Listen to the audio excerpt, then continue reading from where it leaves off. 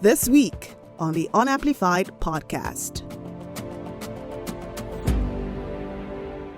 Hello, Africa. Welcome to the Unamplified Podcast. My name is Cynthia Mbamalu, your host, and with me today is our amazing co-host. Hi, everybody. I'm Chi, and I am the cool one. Welcome to today's episode. Yeah, and you know I bring the energy, but today we have amazing guests joining us today. I wouldn't start with this one that's looking at me from here. Let me This begin. one is an old cat. He's a returnee. Familiar face, yeah. Yeah, we have the very beautiful Tolulope Famoroti. Welcome to the Unamplified Podcast. Thank you, Cynthia. Thank you, Chinemerem. Good to have you. And there's someone we're always shouting out to almost every episode because it's part of our creative design team. We have Stephen Momoh. It's good to have you today. Thank you very much. Yeah, it's coming from behind the scenes. Yeah. So now be right before the camera. Yeah. And then we have this one. You've been here like how many times now? You need to start paying at this point. I was actually about to ask you for royalties. Can you imagine? That's my problem. To pay with us, you. or before us to pay you. Do you know how many tractions I bring? Oh my. This is not humility. Samuel Folorusho, it's good to have you back on the episode today. Thank you for having me. Yes. And you know, ladies, gentlemen, those listening and our audience, we've had amazing people who watch the episode almost every week and they drop amazing comments, and I'll leave it to Chi to shout out to our amazing audience who keep lovely commenting our Very lovely. So every time I take a look at our YouTube channel, it's so inspiring that some people have been so consistent watching from the very first episodes. So we're just going to shout out to a few of them on the top list. Ayomide Onuorah. Hi.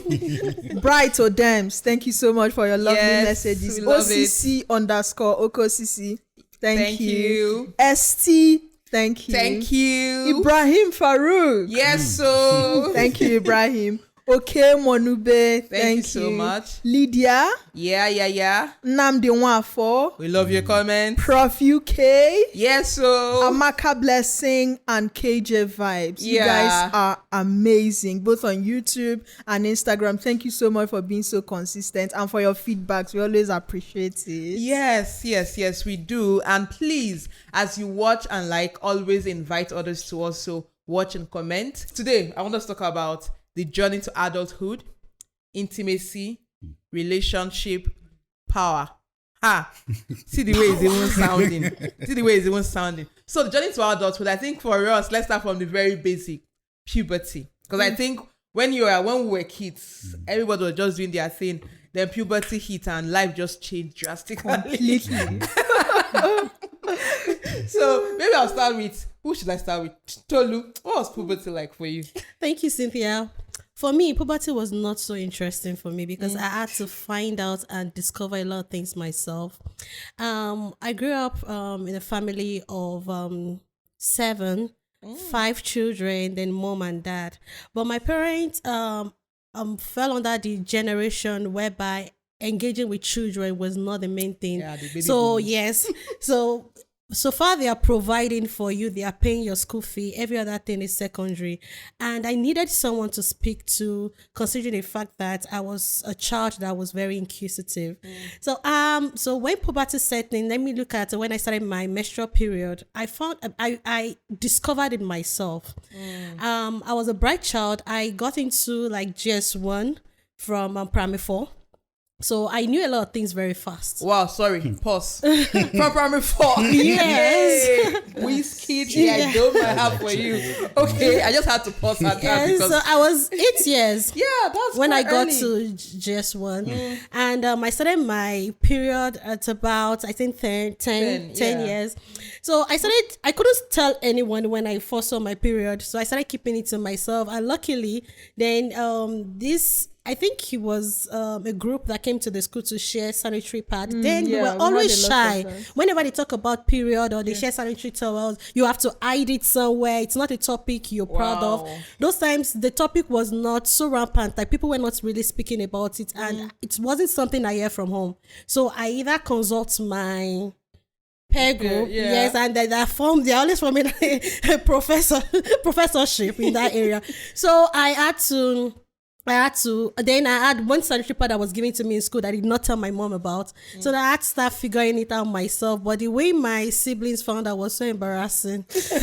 I think every girl has a story of an embarrassing period. We went to church that day, and I don't know, I had not learned how to sit properly, and I was on my period. My pad had finished. So I bled.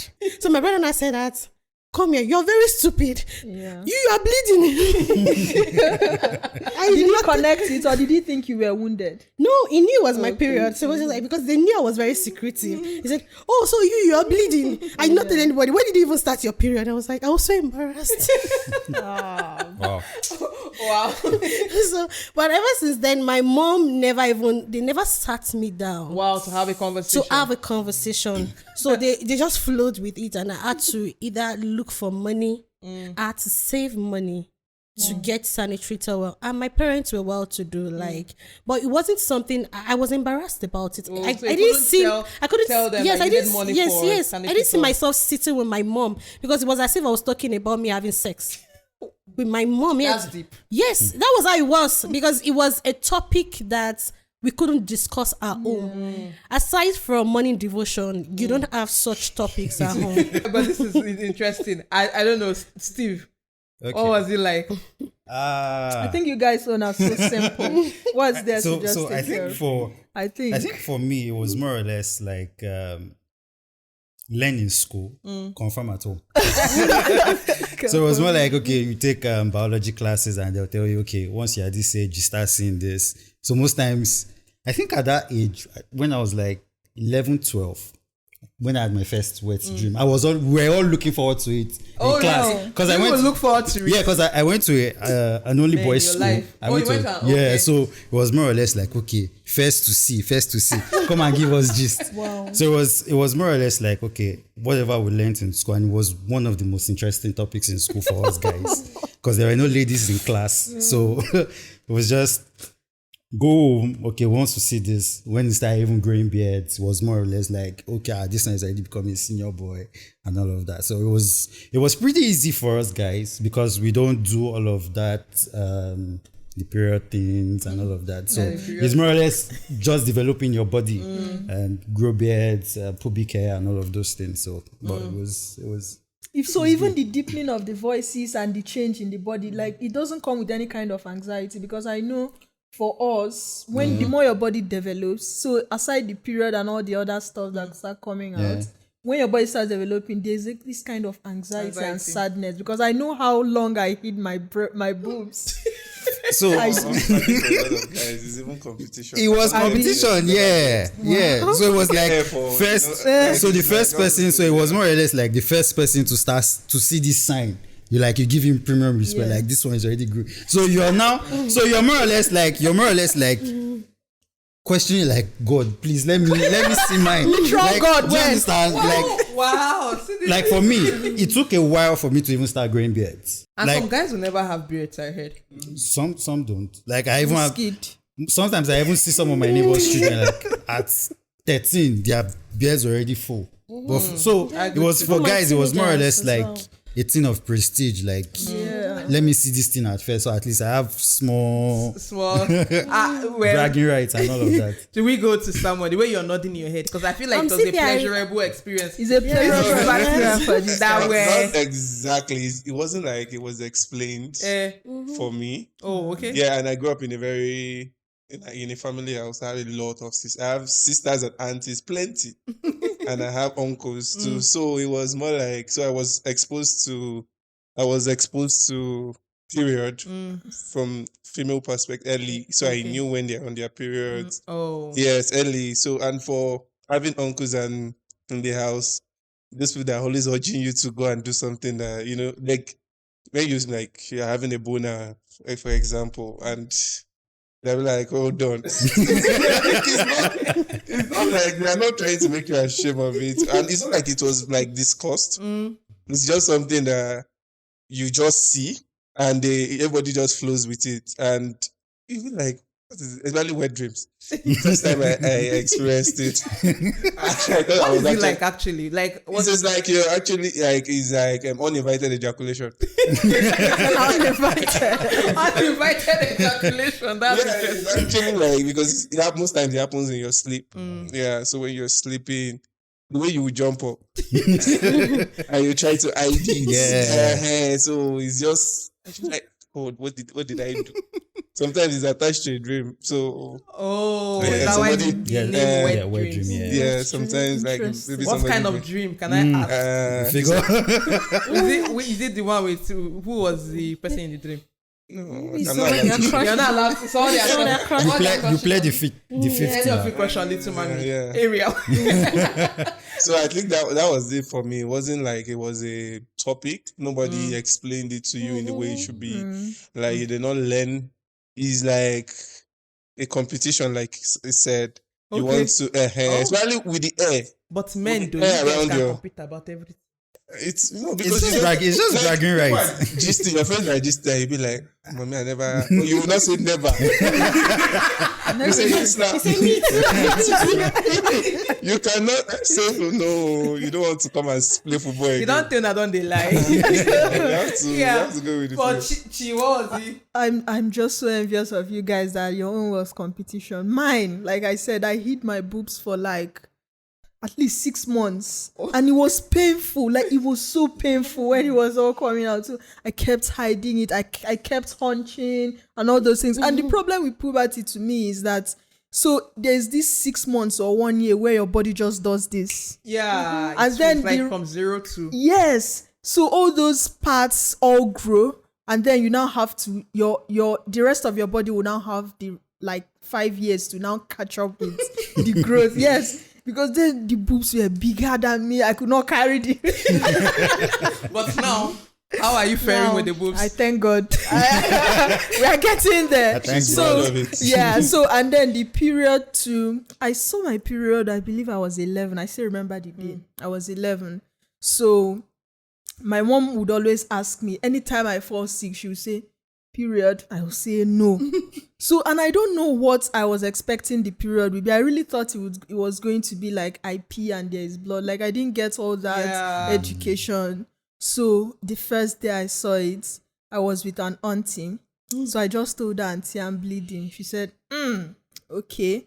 So she arranged parts for me and I was okay. I took care of it. So when I now met my mom at the end of the weekend, I just told her, she said, "Now you are a woman." The usual textbook. What they tell people that now you I know. So it just It said, actually does not define it. Actually, doesn't, for me, so- because there's a lot Actually, to learn. think when what you- they She mean just is said- this: once you start your period, then your body needs to adjust to the ovulation time. Once you mistakenly sleep with another person, yes, Yeah, I think for yes, I most think that's it. Nigerian Because parents, once you start your period, every week means a lot to a woman. So immediately after your period, 2 weeks plus or minus, you start ovulating. Then that's the window period. Then afterwards, but before your period, you don't have to deal with all I honestly that. think why they Yes. tell you now you're Yes. a woman is what they know that you're ready for reproduction. Yeah, exactly. exactly. So Yeah. biologically, yes, you are now a woman. But for someone who saw their period at 11, how am I a woman at 11? Did you say yours was 10? Yeah, 10. Yes. How are you a woman at 10 years old? Mine was also 10. You know, they said some of us, they call them agric fowl. Like I had a schoolmate who saw her period at 9. And I can imagine how it must have been. But I mean, when I saw my period, I was already in secondary one also. And it was not funny because first, okay, my mom is very, very dramatic and very expressive. She tells you, my mom can be, because the way she gave me my own education for ahead of puberty, this woman went for when she was on that period, where she called me. And then she brought her and showed me and said, "See, this is how it feels. This is what it looks like." And then I'm like, at first I'm like, "Are you sick? Why are you showing me stuff with plenty blood? Are you okay?" And she said, "No, I want to." No, I'm okay. This happens to every woman. There will be a period where you start seeing it too. I remember saying in my mind, going back, I'm like, wow, there's going to be a period where I was just removing blood from my body. Like, it gave me nightmares. I kept saying, like, why did this woman think this was the best form of education for me? And she said, once you start seeing this, if any man touches you, you'll be pregnant. What's it and now? if you do that, if you get pregnant, you break your mother's heart. And your mother has high blood pressure. And she may die. So, just by seeing your period, somehow, your mother will die.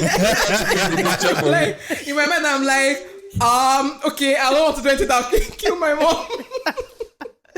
That's you know, traumatic. so when I was going to boarding school, because you know I was 10 I entered boarding school, she already bought like sanitary towel for me. She put it like in case that she knows that sometimes some of us who sit early, she doesn't know when I'll see I'm the first daughter, so she put like sanitary towel, everything in my bag. So when I saw it when I was in school, when I saw the period, I was like, oh, you know, everything that I was like, I was prepared for it more or less, and I had a sanitary towel to use. It's just that she did not tell me other things.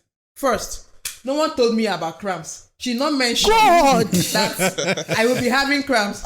She did not mention that I will just stay on my body, I'll be irritated, or I'll have weird headaches, or you know, she just said it just means you're a woman. If a man touches you, you'll be pregnant, and then all of those things. But it's the joy of womanhood. It's the joy of being a woman. I did not feel joy.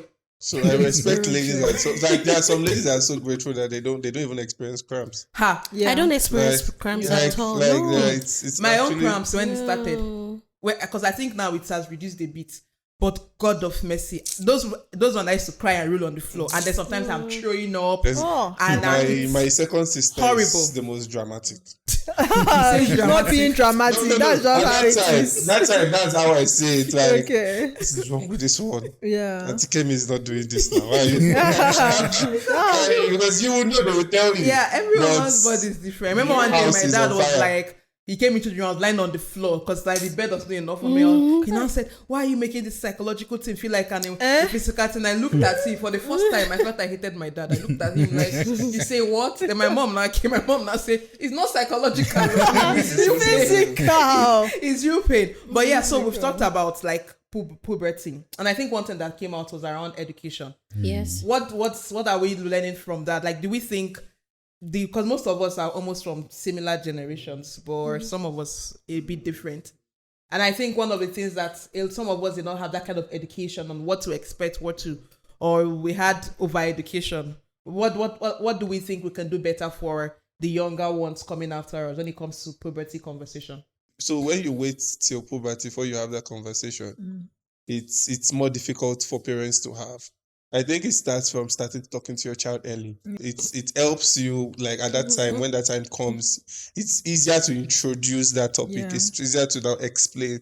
But you cannot just be doing that, like Tolu explained, like morning devotion alone. Don't come, you don't ask the child, how did your day go? Let's try to establish a conversation, because they have to be comfortable to tell you. Yeah, and like, you work with teenagers a lot. Yes. What are you learning working? I can actually see the same mistake from my parents' generation repeating itself now. Lots of my teenagers still find it difficult to have this conversation with their parents. At the moment, we are taking a series, the 11 common problems adolescents face, and I saw what happened to me happening, the same thing happening to most of my teenagers. So I think parents and even teachers really need to normalize conversation, engagement with teenagers, even younger ones. So it's not only by providing. These children want to speak to someone, and that is where peer pressure comes in. If they need to speak to someone, if they don't speak to you, they will speak to somebody else. And unfortunately, they have to speak with their peer that are inexperienced. So they need to normalize this conversation. There is no conversation that cannot be discussed. Even if you're liking a guy, please discuss it. Because a lot of my teenagers would come to church and tell me that, Auntie T, there's this guy I'm crushing on. And I'll be like, okay, tell me about it. Do you want us to discuss about it? And when we are done with the discussion, then I'll tell them to list, okay, are you benefiting anything from this relationship? They would also assess it to themselves, and they would say, okay, the cons are more than the pros, and they would take that decision. But this is a discussion they don't have at home. Are you planning to have these kinds of conversation with her once she starts? Okay, talking with your kids, I think is something that should start really early. I agree. Because like Samuel said, if you wait till when they're much older, it makes some things difficult to even bring up. So like for me, I've noticed like even my daughter, once I get home, she's like, I'm her best. I'm like her best person in the house. Every other person is like background. So she's just with me, and she's just, even if I can't make sense of what she's saying, but she's just babbling. She's saying this, she's making gesticulations and all of that. So I know she's more or less like telling me what has happened. Yeah. And sometimes my mom will be like, this one she's saying, she's actually reporting me to you. Because she'll be like, yeah. She'll point at her mom. So those conversations. So I feel like now, growing up, I'm already building that bond with her. Yeah. So that if it gets to the point where I would need to have a conversation with her, it's not going to be difficult because we already share that bond. So I feel like that's something going forward, because even now, it's already like it's digital age. These kids can get information anywhere. True. So if you don't take charge of it from their very young age, you'll just lose it. Yeah, this is an important point you made, and as we were discussing, I'm thinking around what's the cost of being a man and being a woman, and I went to circle a bit around the myths around period for one, and the cost, for instance, because we also looked at issues around period poverty. I don't know, Chi. God, the cost is, so when we talk about inflation and everything, we forget that there are some of us that have to experience inflation like monthly, whether we want it or not. Because I know how much I used to buy always when I started this journey. And it's been like how many years in? Yeah. And the price has at least 5 times. Yeah, it's at least 5 times. really become expensive. It's very, very expensive. So, and then when we talk about period poverty, this thing transcends what we know. Some people, there's always the argument that, make sanitary pads free, and monetize condoms because sex is a choice. How do they say that? Sex is a choice, and period is not a choice, right? So I really agree with that, because a lot of young girls go through this, and the more if they can't afford sanitary towels, which is hygienic and sanitary, and they go back to the alternatives which are unhygienic and poor to their health, it affects their health. It affects their education. It affects their mental health and in their society at large. Yeah. So if I even think about the cost, so for instance, minimum wage in Nigeria is barely $30. Because minimum wage is 30,000 naira. What's that in dollars now? It's less than $30. At 1K per. Yes, it's less than $30. But dollar is now 910. Yeah. So you can imagine that if you in a month you have to buy sanitary towel that cost at least 1,000 naira. So you're spending about $2 of the $30 or less than $30 you're earning to just buy sanitary towel for those who are on minimum wage. And a lot of people are living on minimum wage, a larger percentage. And I think I was reading the report in Ghana, they had a protest in June, with the women, because they increased the tax on sanitary towel. And the women went to protest because it affects even how the average citizen can have access to sanitary towel. And I think this is the cost we don't talk about. But there's also the myth, things like when you're in your period, you're unclean, or period pain is not real, or I think for guys, how do you interact with your female friends, sisters, wife, girlfriends when it comes to their period? So I'm grateful that I was exposed to it early, so I know how important it is. It's always in my consciousness that this will come, this will happen. So even when I was dating, when I was in the world. Now you have left the world. Yeah, so I always even said period packages. Like you have to include. That's so cute. That's to include. Shout out to Winnie. Yeah,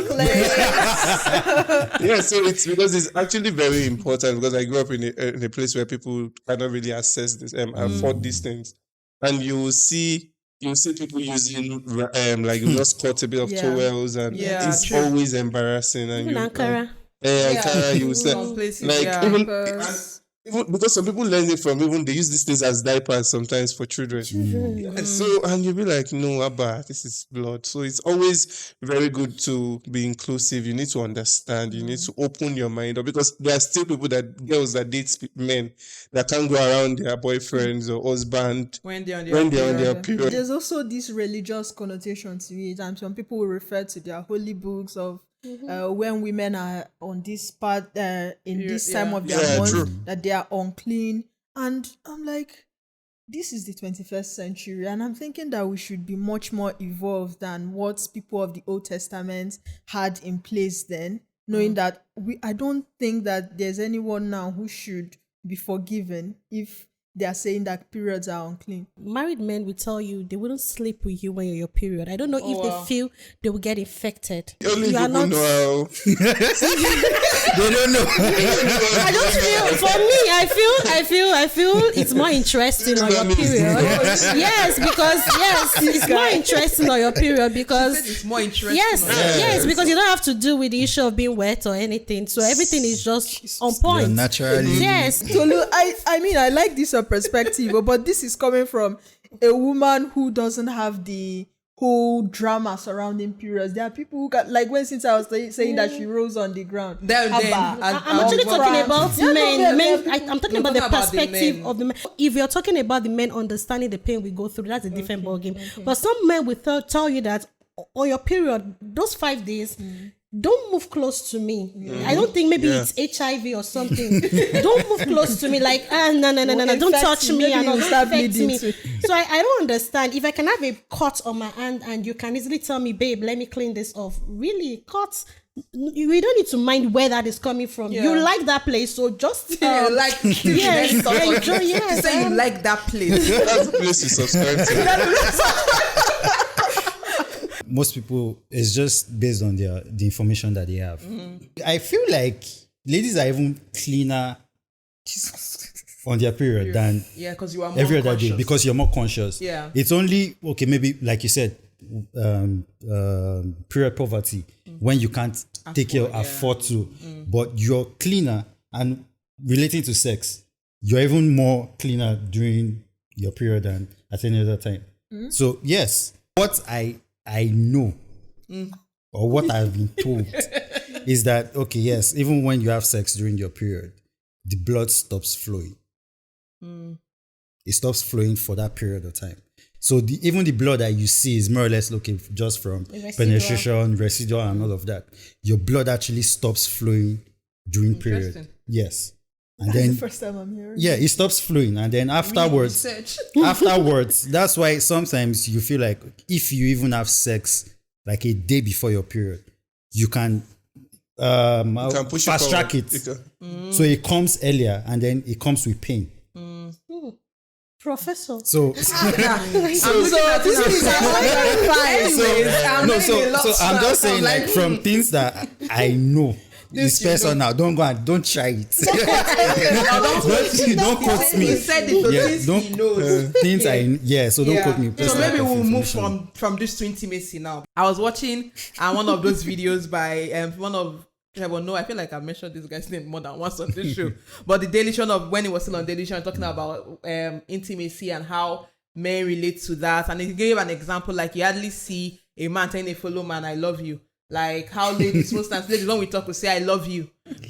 We hug. When women see, we hug, we shout, how are you doing? Long time. Do all of those things. When we're going through issues, we sit down with our girls, we share our mind. Yeah. Sometimes, when we even, when you're with someone, I remember then, when the first time you kiss a guy, you just your friend say, he now came, was not looking at me like this. He now moved and now did this. Like we share details. And one of the things is this is how we express ourselves as women. And the conversation was men, are they this express when it comes up? So I'm talking intimacy generally. How do men see intimacy? And do you hug each other? Like, do you see a guy and you hug? Or when you're going through stuff, you say, I just need a hug, my brother. I'm going through a lot today. What? See their faces. What's it like? What's intimacy like for you? Intimacy is how far you did. How far you did? That's opposite. That's opposite. What, you don't like hugs? No, you can handshakes. No, that's what I think. Handshake. Yes. Okay, guy. What is hug a guy? Why? What's wrong with hug? God. Fist bumps, chop knuckle. What is that? There's no soft landing. There's no soft landing. So if you see, like, you walk into the office in the morning and you see me hugging Samuel, what's that? Okay, without me, I'll be like, wow, this is that's all she's all wrong. That's all she's all wrong. So that's the problem. That's why a lot of people are locked up in that. So the thing is, guys are actually more intimate than how ladies even say. Okay. Because the fact that I don't hug Samuel doesn't mean that I can't bear it all to Samuel. Do you be it or can you be it all to a guy? Maybe not. Yeah, that's what I'm saying. Like, two guys can meet themselves at the bar and they talk about life, talk about struggles, and Like this one literally everything. he just stands up. Hey, bro, Alpha. You don't even know the guy's name, That's right. and you just walk off. He walks off, but you're feeling good because you've talked to somebody. Ladies don't do that. Intimacy is like sharing. Can I trust? Can I share? Yeah. Like men share a lot. Like in fact, sometimes we overshare, and that's why there is this narrative of kiss and tell. A lot of men, Yeah. there was tell you everything, my guy. No, details. Pictorial, like men share. Okay. Yeah, I understand this part, and I believe it's true too. I've noticed that men do that with each other too. But when it comes to physical intimacy, you guys really Why are lack you in looking that for one. physical? Because why not? But what is- So, and I think I think it's because the heterosexual man, you people are too confined in your heterosexual. No, honestly, yeah. So for me, I it's not like I'm liberal.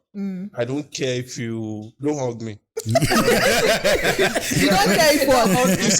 If you're hugging, I don't I want to find out what is so wrong in hugs. No, what I think is this. Yeah, I true. think we are wired differently. Okay. Men are wired different from women. Yeah, they are not an emotional being as women, so they do not express. Are you sure? I mean, expressing themselves. You don't say Like that yes, expressive as yes, as expressive as women do. So men would see themselves, and you will know that they are connected, not even by either touching or anything. But women, we love the touch. I love to hug. I just love to say things, and my love language is either affirmation, words of affirmation, and gift. So you just have to either give me compliment. That's why you think I butter you up a lot, because I just love to see good you things. butter me up a Yes, yes. So look, Yes. let me stop saying for men. For me, Okay. yeah, my love language is physical touch. But not As from in- a fellow guy. But not But from a fellow guy. Yeah. I don't agree with Tolu that men are wired different. That's why they are like that. They just said now that they even express more than we Yeah. express When they are with each that other. When they are So- to each so- other. so We are talking I- about intimacy to each So other. I feel like for guys, the most important thing is a guy needs to be able to know that I can trust this person first. So even without you telling me anything, if I feel like I can trust this person, I will tell you even things you don't ask me. I'll tell you. Okay. But But it- it's just that you're Just not to touch comfortable me, with yes, they are. when like you're going, let's say for instance, Okay, you're going through let me something just give you difficult this. I can stay. and someone comes to console you. I can talk to him. But you will not hug each other. That's what I'm you that's saying. cannot like- hold you like this and be patting you and saying, so, Okay, but do you guys tell each other I love you? No, so see, But do you love my- your friends? Yes. my friend. my unpopular So opinion. let me say this. I can live in the same house with Steven for 10 years and I will not see his nakedness. In the You will same not see his room. nakedness. Yes, that's how guys are. Like, Why should My you? unpopular opinion. Yeah. My and women unpopular are not like that. Like, My there's- unpopular opinion about this thing you people do is that you guys are so afraid to express this thing to each other in case you get attracted to the person. To a guy? Exactly. Because why are you so afraid of hugging him? What will happen if you hug him? I disagree. That's my Okay, so let me why are you finish. so Intimate done? is making us Yes, fight too much on this yes. conversation. I want to move into relationships now because Okay, we're talking. yeah. This is intimacy now between sex, like between Same sex. same sex, like you and Yes. your fellow bro, Yeah. we and our sis, you know. Now, in relationships, when we're interacting within relationships, right? How do we view relationships as men and as women, and then you can still add intimacy point of view around the relationships. Okay, so you and then Tolu, so let's be cheap to say something. relationship Okay, to what I was opposite going sex. to say is a little bit tied to what you're Yeah. saying now. A man knows that in his head, the first thing is provide, protect. If I'm bearing it to a guy, it's not in the sense that he needs to protect me. Do you understand? It's not from the perspective that protect me. But if it's a lady, I feel like, okay, she needs this form of, okay, just be there, a shoulder to cry on, you're holding her, she just feels safe. But it's not the same mentality when I'm talking to someone. It's from the point of, okay, I'm a soldier, you're a soldier. How do we attack this? But we're all soldiers. I'm just saying that's like that's like the mentality behind it. So I'm talking to someone is like, okay, this is a problem. How do we solve this? Because the thing is, with guys, if you tell me you have a problem, I don't need to hear all the details about the problem. The first thing in my head is, okay, there's a problem. What's the solution? First of all. But from a lady, she wants to tell you she trekked, she was sweating, bike did not come carry, boat driver. How will you get the mental picture on how to help if you don't know the details? The mentality is different. Yeah. If I'm talking about my problem to maybe Tolu, it's a different mentality when I'm talking to someone. Okay, someone in your relationship with, like your wife. You're married, yeah? Yeah. Like to your wife. That is now a whole different ball game because this is somebody like your co-captain or a co-pilot. Wow. Do you understand? So I'm impressed by this thought, and I feel like doing like this for you. So you cannot just say, okay, I'm not going to talk to this person about it because whatever happens affects the both of you. That's already like a signed agreement. Okay, Tolu. I think I just feel like against Steven because he spoke my mind. Yes, I'm still going back to how different we're wired. We are not wired the same way. And when we are talking about same-sex intimacy, the way we express ourselves as female is quite different from the way men expresses themselves. And the way we express ourselves to our friends, a male friend, is quite different from the way I would express myself to my husband that I'm intimate with, because yes, thank you, Samuel. So it's different because the context, the scenario is quite different. If I'm speaking to my friend, a female friend, I may not give her the entire details in as much as I will express myself. But if I'm speaking to a male, like a male friend, his attention to me will even be deeper than my my female friend, because as Steven mentioned, there is this sense of a protector. And there's this sense of, oh yes, maybe like she needs your husband. Yes. If I'm talking to my husband now, as he mentioned, also using the analogy, a co-pilot, I feel just the way the Bible mentioned, we are both naked and we are not ashamed. Like, I cannot keep anything away from you. So I feel that we are one. So there is nothing I say, like, I don't need to be shy about anything. There is nothing to be ashamed about. So you need to know it all. So the intimacy is deeper. That's another level. I think it's just on a different level. So that's how. Yes, that's how. I think how it is for me. It's similar, and for me, it's especially with my partner, is like there's also another level to it. Like, you don't even need to say some things. You people are on the same wavelength, and that's where you people need to get to. Like, the intimacy is just there. Like, when it's just like our mothers Yoruba mothers that time, they can just look at you, you know what they are saying. You decipher immediately. Just Yoruba, Nigerian mothers. When they look at you. So it's also like a topu tell it all. You have to actually say it all.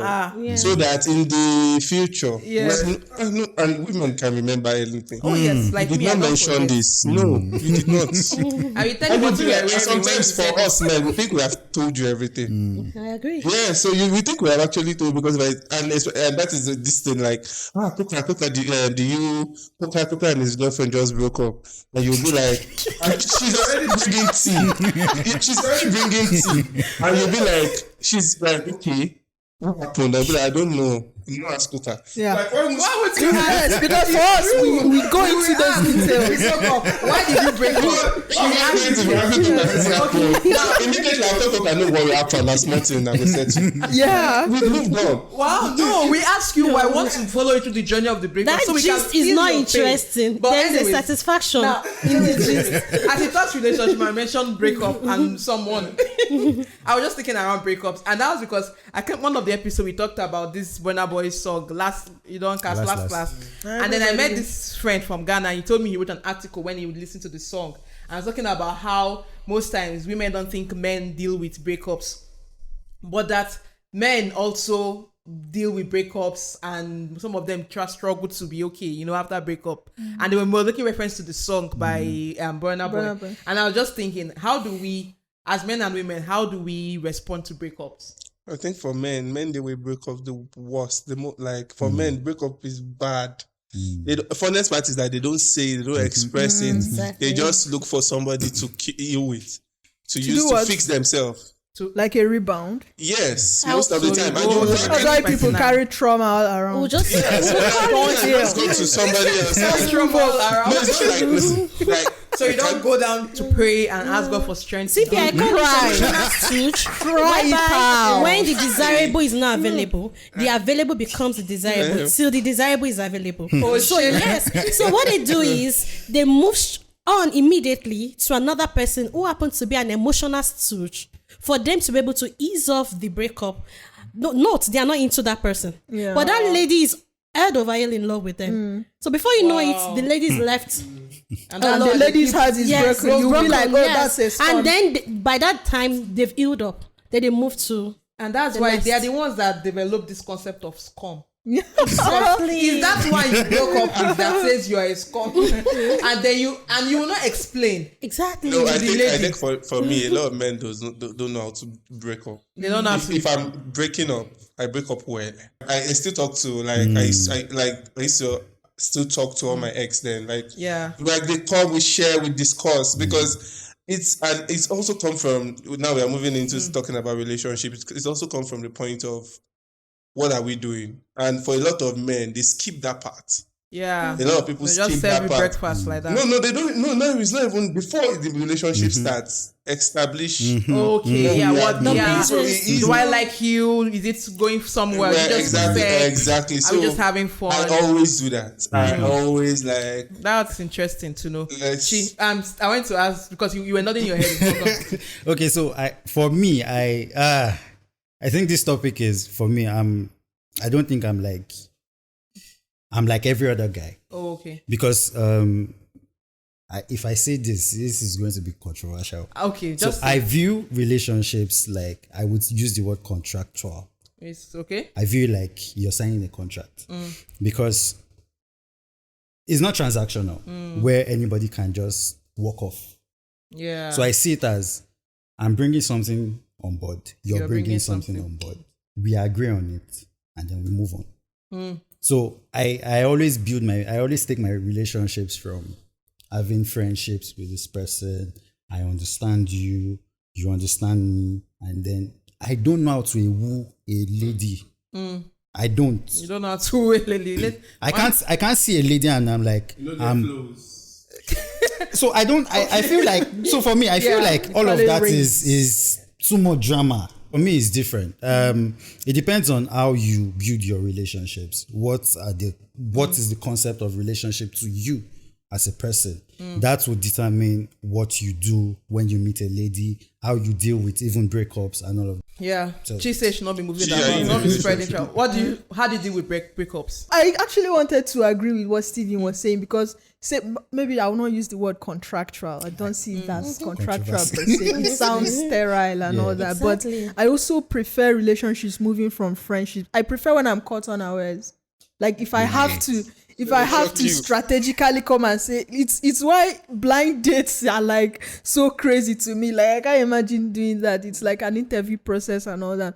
So when the stage is like set like that, everything seems that way, I get nervous and I just can't do it. But if it proceeds naturally from friendships and all that, it's better for me that way. So, and then when it comes to breakups, like, I want to say I've not been broken up before, but I know you have caught me in one of my... I'll give you side eyes because I know one time.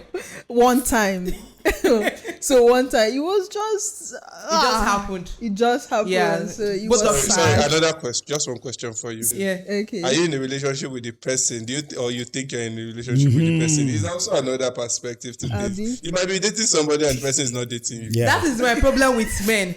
Because one time one guy was asking me, I told him, are you single? He said, is there somebody that thinks you are her boyfriend? He was not like, well, that's relative. I said, that's the problem. If it is relative, it means there's someone that's calling you. But Cynthia, why will a guy give a lady a boyfriend vibe and still tell you I'm not your boyfriend? That's the thing. Boyfriend vibes is different for everybody. I feel like these days we have a lot of misconceptions. Exactly. You people will give a girl, you just see one nice chick, you'll be saying, now you're calling boyfriend vibes. So the girl will be thinking you're in a relationship with her. Why you in your mind? And that's not. why having a conversation, having a base, like, okay, this is what we want. All right. We are just friends, or we are just that friends with benefits. Definitely. I like the idea of having conversation because I actually think conversations are important. I agree. But also, what I'm learning from this is that when it comes to intimacy, we all, because before it looked or seemed like it's only women that care about intimacy or women that are emotional.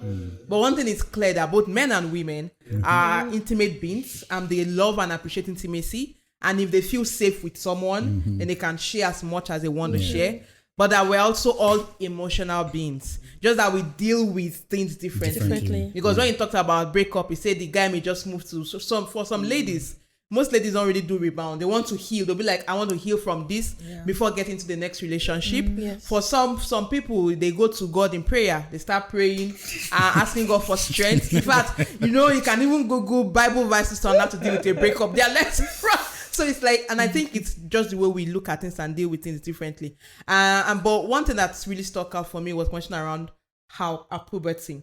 Because in all of this, we also need to tie it down to development and how different sections of the society interact with things. When we talk about inflation, talk about rising cost of living, poverty, we also don't think that there are women that or girls and women that are affected differently or worse than male and boys and men of their age, because a guy is not thinking of monies to get sanitary towel every day, every month. Women do. Most times you're on your period for 4 or 5 days. Some even have 7 days. So it's not just one pack you need. You may need more, or you buy the utility packs.